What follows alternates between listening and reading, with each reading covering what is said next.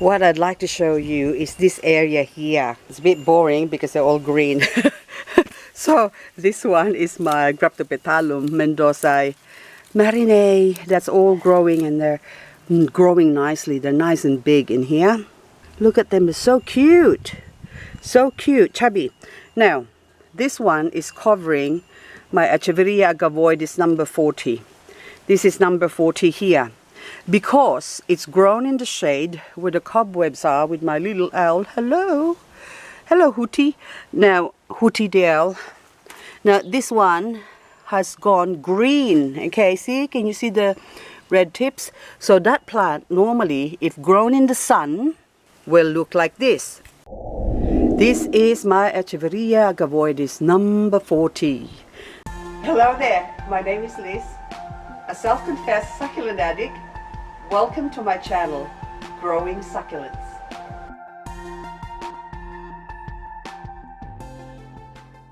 Number 40, it's like a love potion, number 9.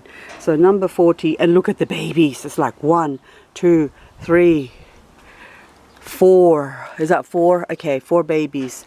And when they're like that, that means it's distorting the shape of the mother. So it's like we have babies and ruins our figure. It's basically doing the same thing to this poor succulent here. So I let them grow a little bit bigger, and I could pull them out now, but only, say for example, this one. But that will have, if they're still too young, it's a bit like a little birdie. If you push the little birdie, if the mommy bird pushes the little baby out of the nest and the little bird is not ready to fly yet, or the wings are not strong enough yet, the little birdie will drop on the ground and break its neck.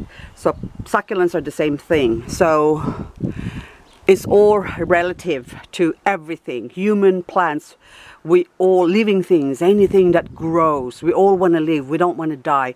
But there's a time for everything. So when people get too anxious just because they want to sell you something that sort of looks like that, can you see that? Okay, it's still pretty fresh, and it's the stem is still really young. You can tell it's really young, and people pull it out and sell it to you. Say for example, you're buying an expensive plant, and then some people, I've seen people pay say $60 for a small plant like this, and then only to end up dying on them a couple of weeks or a month later because the plant can't sustain itself. So it's still too young to grow roots. So, and that's what you're getting. So the only hope you have is maybe taking the leaf like this, which you can grow, but this leaf here, that's also going to be a dead leaf. It doesn't have enough nutrients yet or to sustain itself, so that will also die. So I'll leave that there so we can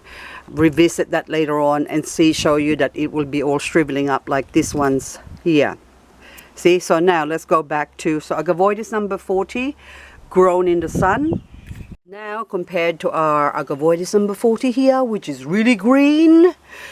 That's why sun exposure is very important. Also, when they have less sun and a lot of water in a big pot, so big pot, big plants, small pot, small plants. Now, this one now has to be pulled out. So I need to pull out all these babies. Oh, where did you come from? Okay, who's your mama? Who's your mama? This one's, there's a baby here. But I'm just, I can feel it's coming from this plant here. So anyway, this one now, this one needs to be cleaned up. Okay, when I do pull that, and then there's some leaves there, those leaves is another baby. So if you want to have more plants, there you go, the mendozae. Okay, that stem is dried up. Okay, so this one here now, this plant here, this mendozae, this Graptopetalum, mendozae marinae. Okay, where are you? Here.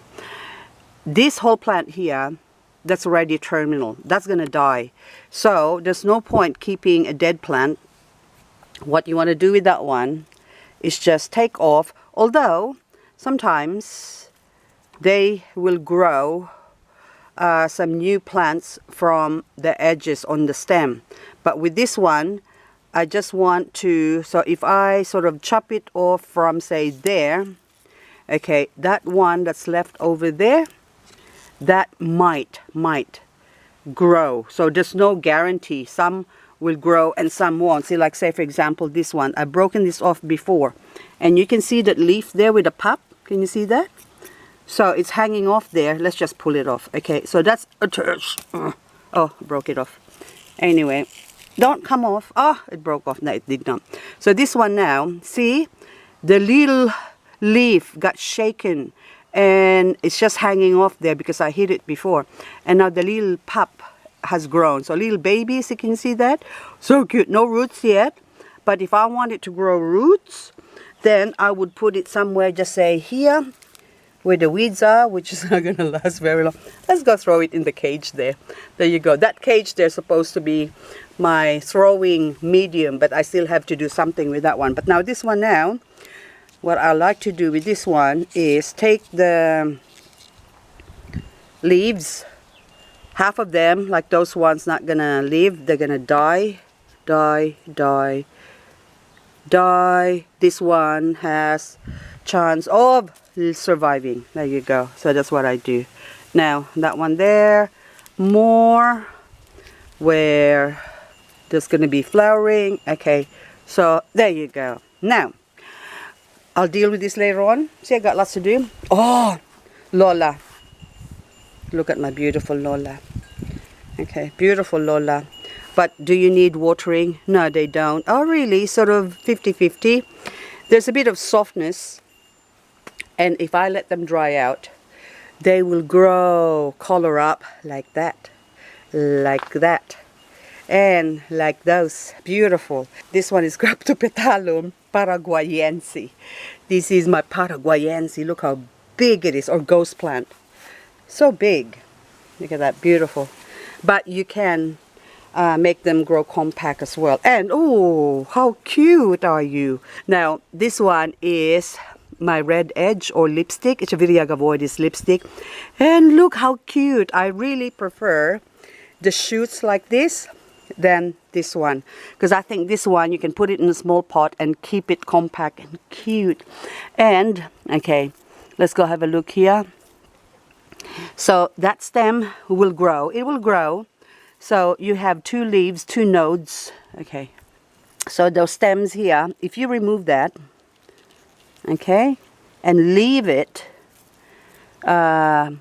leave the plant there, that will callus off and roots can grow from that part. So there's one here, one there, and also from the tip later on. But I like to just leave it for a while and let it grow a little bit. I don't want to kick it off the nest. But anyway, that's, I have another one somewhere of this. Yeah. Oh, look at that, so beautiful. Okay, and this one I'll do the same thing. I'll remove those leaves, put it there, and there you go. So roots, aerial roots will form in that one and try to stretch out, and then I will harvest them. Okay, this is my green pearl. That's the PVN or Pearl von Nürnberg, and that one is a green pearl next to it. So same shape but different color. Now here, this is the piece de resistance. What I'm going to show you here is Echeveria agavoides water lily. This water lily is growing on the edge here. So there's other water lilies here and that other water lily. And this one is, what are you? I lost your label. I think this one is, never mind, I forgot. But another frillies.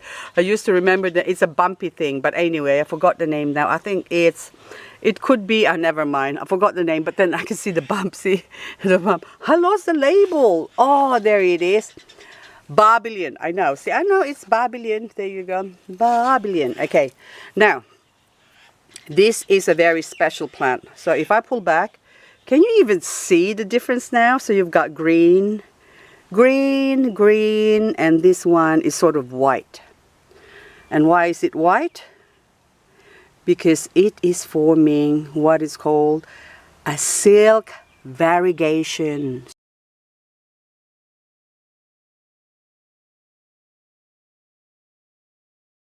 So this is a variegated plant. Oh my goodness, how exciting. So a variegated water lily, and look at that. Oh, so it's starting to form some little red tips as well. So this whole plant, the reason why they're here, because they are covered with this one, so it gets shadow all day long. They don't really get to see the sun, only a little bit for maybe an hour. They get direct sun from the spot here, so there's nothing here, so sort of morning sun, but I've got the bamboo up above, and look, it's all really, this is like a shaded area. And so this is where I'm going to put a lot of my Ioniums that's keep dying out in the open. So this one's now, oh, look at all these baby leaves. Do you have babies? Not yet. Okay. Not going to worry about that. But this one, I'm going to pull this out today. And this is my first Echeveria agavoides water lily that's variegated, and especially with a silk variegation. That's a very special silk variegation. Is like, look, those lines, silking. So now, oh, gorgeous. That's going to be a beautiful plant. So I'll pull it out, and then we're going to keep an eye on this in my 50 zone area. That's where I'm going to keep this one now. But she's going to get more sun than being here. Anyway, that is so exciting. Oh, and so many hairs. You go 1, 2, 3, 4, 5, 6. 6 plants. Blue bird that is still blue. And the more it's exposed to the sun, the more it's becoming less blue. Getting pinker, and pink bird. Well, that's also a blue bird, but it's pink now. Isn't that beautiful?